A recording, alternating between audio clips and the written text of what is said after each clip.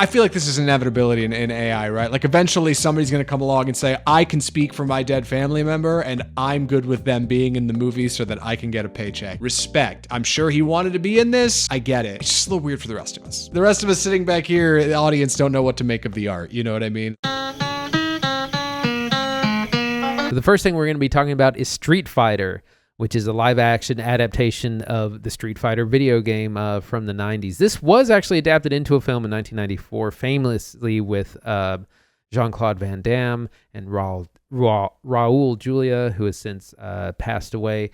Kind of a classic bad movie, and when we saw this, initially I was a little skeptical, but it looks kind of awesome to the video game lover. If you like fighting games or things similar to the Mortal Kombat movie, it's like, wow, we're getting the two classic fighters. It centers around Chun-Li, who's played by, I just saw her name, Kalina Leong, who has to recruit fighters for a tournament, which is kind of the plotline to Mortal Kombat. But we see a very kind of cartoonish representation of like the 94 version it's a live action. In this, like our characters look like they do in the video game. The wrestler Cody Rhodes plays Guile, and he's got this huge flat top. You have Ken and Ryu looking exactly like they do in the video games. And initially I was like, I don't know about this, but then like you start to get some of the action stuff, and I was like, man, this actually looks really cool. 50 Cent Jackson plays Balrog, one of the boxers who's kind of based on Mike Tyson. This looks like a lot of silly fun, and I'm totally into it. This comes out October 16th. Yeah, it really does look a lot like Mortal Kombat, but kind of in the best way. It's like oversaturated, and its colors are big, and it looks goofy on purpose. Its cast is really bombastic, like wild picks from all over the internet and pop culture. And honestly, yeah, if you're doing like a Mortal Kombat style, like assemble the squad movie, like you could certainly do worse than one that's like a bit tongue in cheek and seems to know what it is. You know, like Mortal Kombat is serious. It leans all the way in and is like, oh, this is like a real thing, and we're going to use big CGI and do fatalities. But Street Fighter is going to be a PG-13 version of that. It's going to be a little goofier, a little funnier, maybe even a little sexier. We'll see. And yeah, it's a surprisingly good time. I'm with you. I was skeptical about Street Fighter, but from what I can see, probably going to be a banger. Street Fighter looks like fun. We should talk about the trailer for Focker-In-Law. Boy, I am so, I guess, disappointed in this. So this is the new Meet the Parents film. You remember Meet the Parents, starring Ben Stiller and Robert De Niro as a father and a young son-in-law to be at odds with one another when they meet for the weekend and over Thanksgiving and get to know one another. And Robert De Niro has like a cute cat, and he gives Ben Stiller like a lie detector test, and he like doesn't do good, and it's a whole thing. It's a goofy comedy. You've almost assuredly seen it before. Well, they made another one, right? They made Meet the Parents again, right? With like the in-laws, I think. Meet the Fockers, and then they made Little Fockers, right? That was that one, right? Which I didn't see. And then now this is Focker-In-Law, which we think is probably the last one. Maybe. And the big hook about this one is we're returning back to the first one. We're going to the same house we used to do everything in, and Robert De Niro's house. But this time, Ben Stiller's young son, Skylar Gisondo, is getting married to Ariana Grande. Hey, over from those Wicked movies. And she's coming in. So it's going to be De Niro, and then Ben Stiller, and then the new generation of person we're not sure should or shouldn't be in the family circle of trust, Ariana Grande. Honestly, Grande looks like a smash. I think she's going to be great. Ben Stiller looks stiff. My man has not done a lot of acting recently, and mostly he's been directing, which he seems to enjoy. But like for the most, I mean, just, I don't know. De Niro seems fine. He's De Niro, I guess. He's sitting down in most of his scenes, which is probably for the best because he's getting up there. It's Focker-In-Law. I think the biggest tragedy of this is it doesn't look very funny. The trailer is not a very funny trailer. It doesn't play very good, but it's coming out Thanksgiving. It's going to make $1 million. Like, it's going to be the holiday hit, right? Thanksgiving, Ariana Grande's in it from Wicked. It's going to make money. It just doesn't look very good. Yeah, the trailer was kind of bad, not funny. And Ariana Grande is really, she has really great comedic timing. Like, she's really great in, of course, Wicked, but also SNL. She's really funny. She does not get a chance to be funny, at least not in this trailer. And I would immediately be writing this off if it weren't for the Thanksgiving release date. If it was garbage, they would put it out in September or January. But the fact that you're getting a big holiday means it's probably gas. They just chopped up a bad trailer. Yeah, I saw the original in theaters, and it's one of the funniest things I've ever seen. Like, it was absolutely hilarious at the time. I don't know how it's gonna translate 25 years later. But it's funny, you have someone for Gen Z and Gen X and millennials and Gen Z and Gen Alpha. So I think it's really funny. You cover all your bases. Yeah, It'll be you got fine. everything. You got Beanie Feldstein and that kid with the long hair from Stranger Things. He's in this movie too. Yeah, it'd be great. Focker-In-Law. Keep an eye out for this Thanksgiving.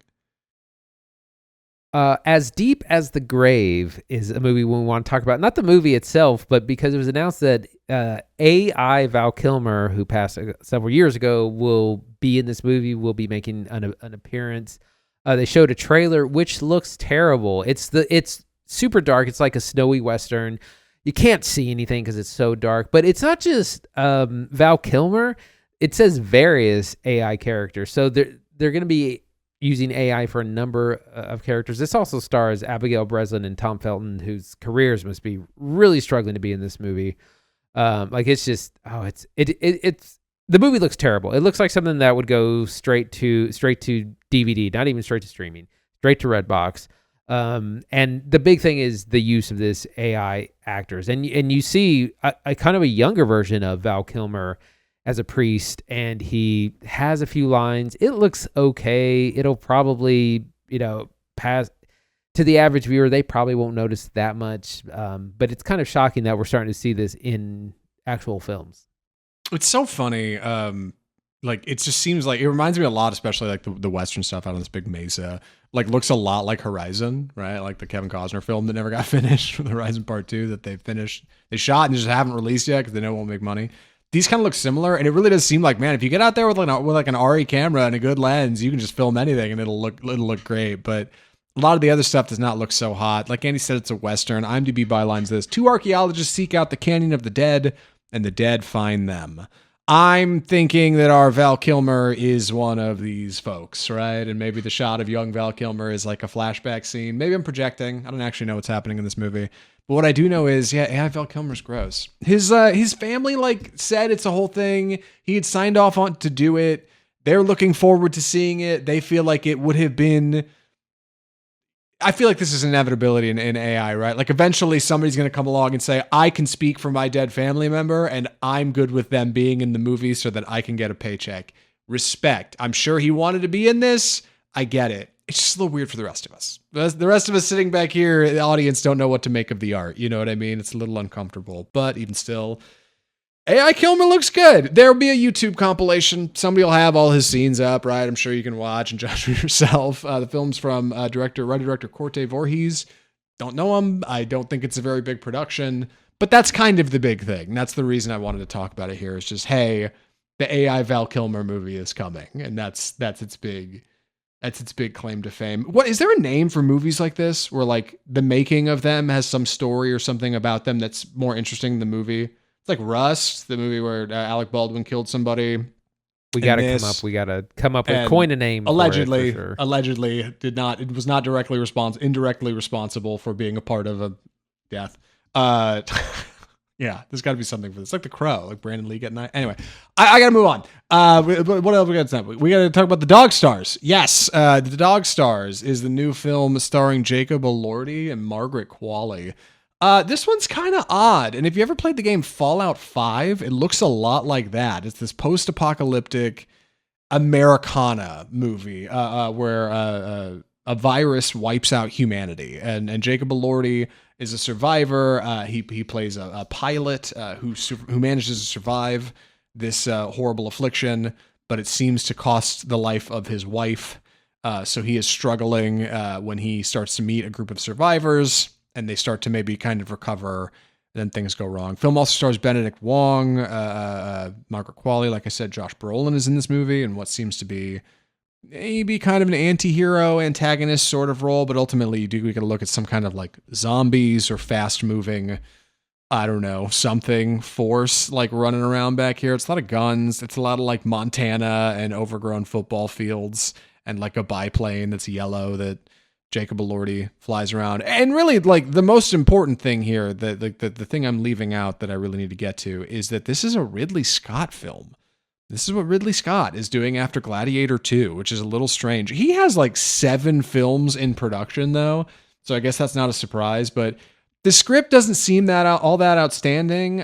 It's the cast, and I think the cast is outstanding because it's a Ridley Scott film. And Elordi and Qualley and Josh Brolin, Guy Pearce is in this movie. I think all of them say, hey, you know what? I'll jump on that. Like, I like working with Ridley Scott. So, yeah, this is Ridley Scott's next film, The Dog Stars, coming out, what is this? August 28th. Yeah, so I guess it's kind of the end of a summer movie, kind of a rough date. You never know with August. You could have an incredible hit or it could be a dumping ground. The trailer shows a little bit too much. This reminds me of things like The Last of Us or A Quiet Place Day 1, actually, that it's that same post-apocalyptic look. If you showed it to someone, they might guess 10 movies because they all kind of have the same look where you're out in the wilderness. 28 Days Later, actually. That too. This looks fine. I'm only interested in this because of who is in it. Of course, Ridley Scott, Jacob Elordi, whose star is constantly rising. He's going to be a star kid, and the great Margaret Qualley, who's in everything this year, these days. Also, I know, so that looks fine. I'll definitely check it out. Too much Qualley. One more to talk about before we get to Smile 2. What do you got? This just came out today. Evil Dead Burn, which is the, not sequel, but next film in the Evil Dead franchise. We got Evil Dead Rise several years ago. That was a huge hit. No one saw that coming. So we're getting Evil Dead Burn, which is going to be a completely new kind of cast and crew.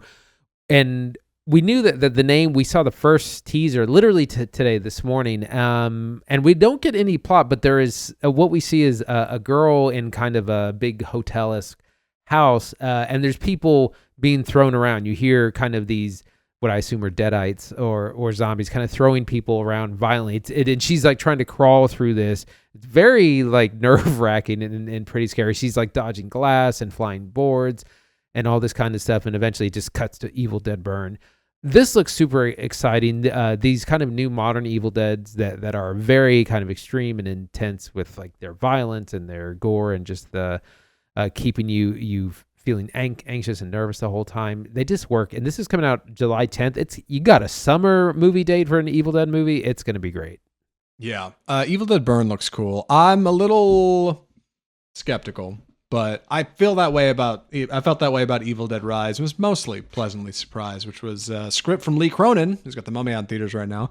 Directed by Fede Alvarez, who would immediately go do Alien Romulus after that movie. This is not from either of those gentlemen. I forget who is directing Evil Dead Burn. Maybe you can find it for me while I'm putting this together. But Evil Dead Burn, Sebastian Vanacek. Right. Sebastian Vanacek. Also, hold on, folks. Let me. Who is this person? Made a movie called Infested in 2023. Okay. I was going to mention that we also have Evil Dead Wrath coming in 2028, which is just another movie, different director. See what that's about. Yeah. Okay. Yeah, no. Evil Dead Burn. This is like a oneer. It's kind of cool looking. This girl like crawling across this floor as these people appear to be getting rocked by deadites or something like that. It's awful gray, a little hard to see, a little grimy, a little grungy. As for the plot, the little I know from what we heard from CinemaCon, our young protagonist here, her husband passed away. And she and her in-laws, I think, go to stay at this house for the weekend, either shortly after the funeral or to prepare for things, and that's where things begin to go wrong. So clever evolution on the like survive the night, teens in the cabin in the woods kind of movie. Kind of interesting, a little different from Evil Dead Rise. We'll see, man. I don't know. I don't know. I have high, unfortunately, quite high expectations for Evil Dead movies. Not that Sam Raimi's movies are anything worth expecting, but like I just think those movies are so cool. The second one in particular, Evil Dead 2 is amazing. Anyway, also Evil Dead 2013. Every time one of these movies comes out, somebody's like, Evil Dead 2013 was good. Yeah, it was. Evil Dead 2013 is cool. That movie's not bad. They're all fine. I'm sure Evil Dead Burn will be in that same vein. Evil Dead Wrath to follow. This is coming out July 10th. All right. July 10th. This summer. Hot summer day. Gonna be Heat. Yeah, I wonder if it comes out alongside any other horror movies. Anyway, that's the Trailer Park. My God, we've looked at a bunch of movies. We've talked about a bunch of movies. We're over an hour into the podcast. I gotta knock out this mini review, and then we're gonna wrap it up. This is a film. Well, hold on. Anything else in trailers before I jump into it, Andy? Nope, I'm ready.